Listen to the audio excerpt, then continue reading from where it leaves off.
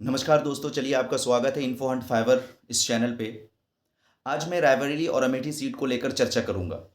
अगर आपको वीडियो अच्छी लगे तो सब्सक्राइब कर लीजिएगा, बेल आइकन प्रेस कर लीजिएगा। मेरे द्वारा दी गई हर इन्फॉर्मेशन, हर जानकारी आप तक पहुंचती रहेगी। तो रायबरेली और अमेठी की सीट जिस पर बड़ा सस्पेंस बना हुआ था, आखिरकार कांग्रेस ने जो है अपनी उम्मीदवारों का पर्चा जो है वो घोषित किया। और उसमें हमें देखने को क्या मिला कि राहुल गांधी जी जो है वो अमेठी से चुनाव ना लड़ करके, बल्कि वो कहाँ से लड़ेंगे? रायबरेली से चुनाव लड़ेंगे। तो आज मैं इसी बात पर चर्चा करूंगा कि क्या कांग्रेस ने रायबरेली से राहुल गांधी को सीट देकर, क्या एक तरह से जो बीजेपी जो बार बार है ना कांग्रेस पार्टी पर ये है ना एक तरह से दबाव डालती रहती है, एक तरह से अटैक करती रहती है, हमलावर रहती है कि गांधी परिवार जो है वो पूरी तरह से कांग्रेस में क्या है, शामिल है, यानी कांग्रेस पार्टी परिवारवाद को लेकर चलता है। तो क्या रायबरेली से राहुल गांधी को टिकट देकर और अमेठी से राहुल गांधी को टिकट नहीं देकर, क्या है ना बीजेपी के इस हमलावर बयान पर या इस हमलावर वाली बातों पर एक तरह से पाबंदी लगा दी है कांग्रेस ने? क्या ये कांग्रेस ने चाल चली है? ठीक है, तो इन बातों पर मैं क्या करूंगा, चर्चा करूंगा। ठीक है, तो चलिए देखिए, जैसा कि आपने सुना कि भाई लगातार जो है ये सुनने में आ रहा था, ये सस्पेंस बना हुआ था कि भाई है ना राहुल गांधी जो है वो वायनाड के अलावा कहां से चुनाव लड़ेंगे? अमेठी से चुनाव लड़ेंगे। लेकिन ऐसा नहीं हुआ, बल्कि अमेठी से जो कांग्रेस के प्रत्याशी होंगे वो कौन होंगे? किशोरी लाल शर्मा जी होंगे। ठीक है, कौन होंगे? किशोरी लाल शर्मा जी। और रायबरेली से प्रत्याशी कौन होंगे कांग्रेस के? वो होंगे राहुल गांधी।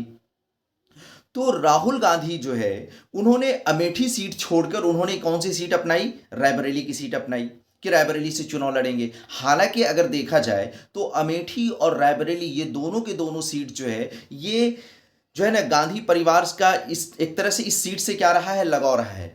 अगर आप 1999 से बात करें तो अमेठी सीट पर जो है ना 1999 से 14 तक जो है वो है ना कांग्रेस का जो है प्रभाव रहा।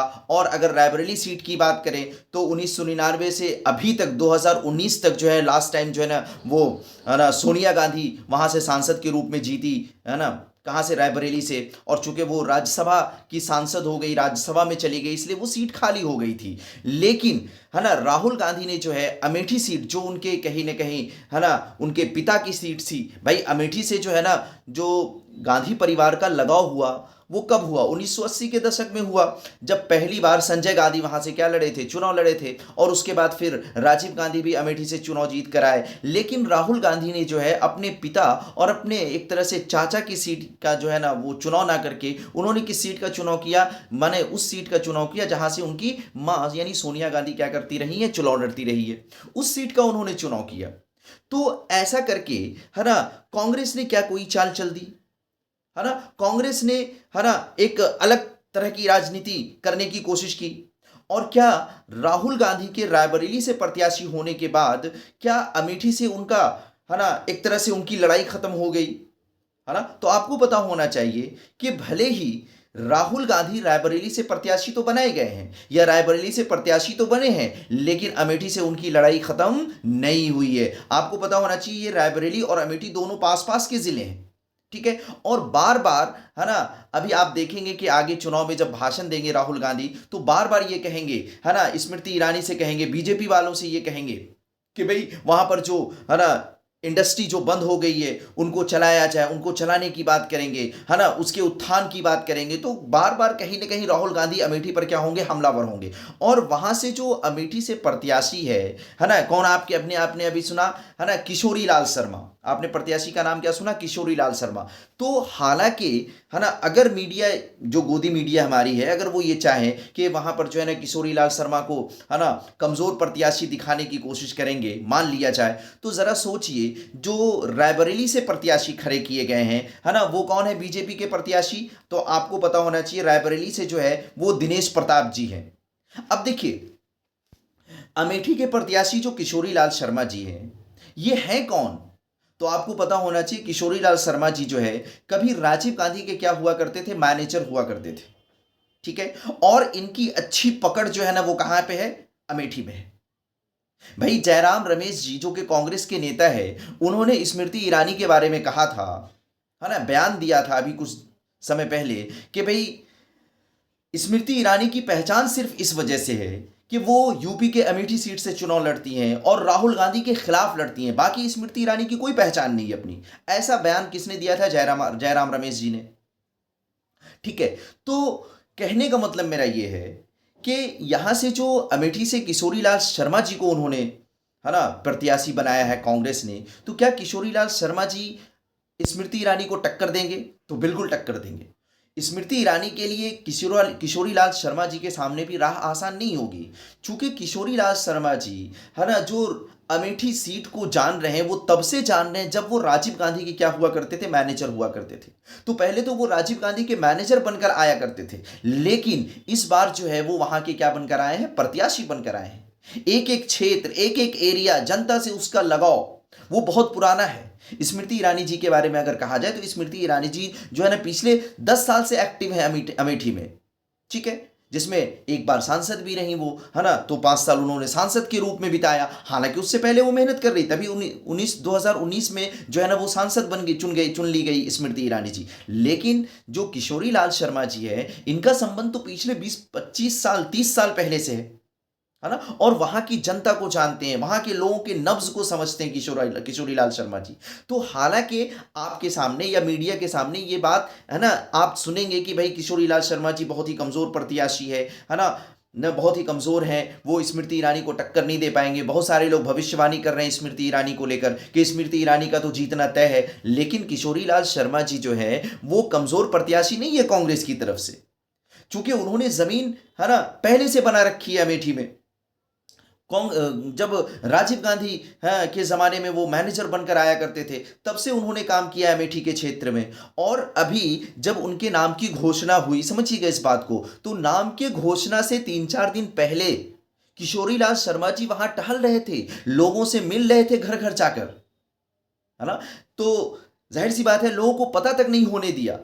ऐसा मास्टर स्ट्रोक इन्होंने चला, ऐसी राजनीति चली, है ना। और फिर वही क्या बन गए? प्रत्याशी बनकर घूम रहे हैं। अब जरा समझिए, तो बीजेपी के लिए यहां पर भी राह इतनी आसान नहीं हो चुकी। 2019 का मामला जो था वो एक तरह से, है ना, जो वहां पे 19 की जो लहर थी ना, वो दूसरी लहर थी, है ना। लेकिन 19 वाली लहर अगर आप अभी देखें 2024 में, तो वो 19 वाली लहर हमें देखने को नहीं मिल रही। ठीक है, वो पुलवामा हमला हुआ था जिसकी वजह से जो है एक, है ना, एक हवा चल गई थी, है ना, उनकी लहर चल गई थी मोदी जी की, जिस लहर में अमेठी से राहुल गांधी क्या हो गए थे? हार गए थे। लेकिन रायबरेली से सोनिया गांधी तब भी नहीं हारी थी। बात समझिएगा, तो वो एक लहर थी। इस बार ऐसी कोई लहर नहीं है।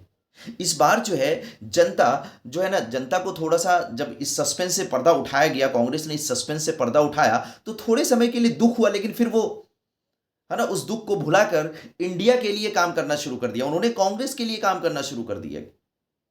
अभी भी आप देखेंगे कई सर्वे से ये पता चल रहा है कि अमेठी में जो है वो लगातार जो है ना, ज़्यादातर लोग ये कह रहे हैं कि भाई यहाँ पर जो होना चाहिए वो राहुल गांधी होना चाहिए। चूंकि स्मृति ईरानी को हमने 5 साल का मौका दिया, लेकिन 5 साल के मौके में इन्होंने वो काम नहीं किया जो हमें उम्मीद थी। इन्होंने रोजगार के रास्ते नहीं बनाए। यहाँ तक कि लोगों का ये वहाँ पर कहना है अमेठी क्षेत्र में कि जो भी यहाँ पर मिल्स वगैरह चल रहे थे, इंडस्ट्री चल रही थी, उनको इन्होंने बंद करवा दिया, है ना। वहाँ के लोगों का, अमेठी के लोगों का ये भी कहना है कि वहाँ पे जो, है ना, एक तरह से आपके हॉस्पिटल की सुविधा, वहाँ पर एम्स खुलने वाला था, लेकिन उसको हटाकर दूर करवा दिया इन्होंने, है ना। तो ये सब कुछ आरोप जनता की तरफ से वहाँ पे लगाए जा रहे हैं। तो किशोरीलाल शर्मा भले प्रत्याशी बदल गए हों, कि राहुल गांधी वहां पर प्रत्याशी नहीं बनाए गए, किशोरीलाल शर्मा जी बनाए गए, लेकिन हाँ, टक्कर जो है ना वो कांटे की होगी।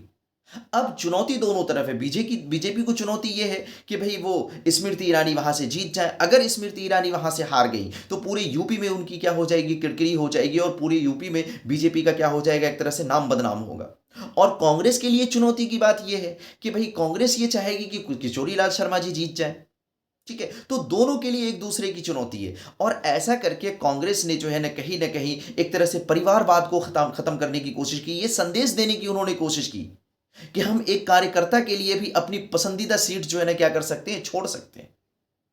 ठीक है, जो बीजेपी इस बात को लेकर अक्सर हमला आवर हुआ करती थी। ठीक है।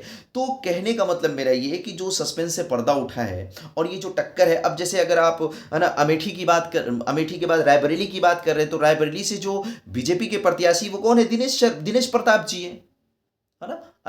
रायबरेली से कौन है? दिनेश प्रताप जी हैं। और दिनेश प्रताप जी पहले कांग्रेस के ही हुआ करते थे, लेकिन 2018 में इन्होंने 18 में शायद इन्होंने क्या किया, बीजेपी ज्वाइन कर लिया, तो अब बीजेपी से वो प्रत्याशी बनाए गए। तो अगर मीडिया ये कहती है कि भाई अमेठी में जो है वो स्मृति ईरानी के सामने किशोरीलाल शर्मा जी कमजोर प्रत्याशी है, तो बीजेपी के जो प्रत्याशी है ना रायबरेली में है उसके बारे में गोदी मीडिया क्या कहेगी? तो कहीं ना कहीं मेरे कहने का मतलब ये है कि ये देखने में आपको ऐसा लग रहा होगा कि भाई जो अमेठी की सीट है उस पर कमजोर प्रत्याशी आए हैं, लेकिन ऐसा नहीं है। ये एक राजनीतिक दौर है जो चला गया है और यहां से स्मृति ईरानी के लिए राह आसान नहीं होगी।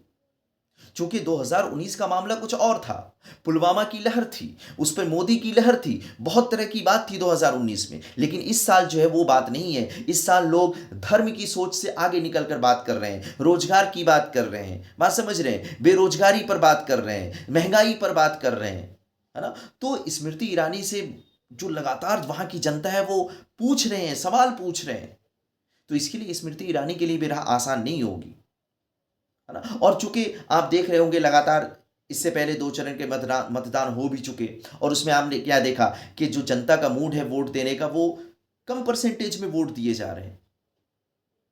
तो ये जो बीजेपी का कोर वोटर है जो बड़े पैमाने पे वोट किया करते थे, वो कहीं ना कहीं रुक कर आ रहे हैं, पूरी तरह से निकल कर नहीं आ रहे हैं, बात समझ रहे हैं।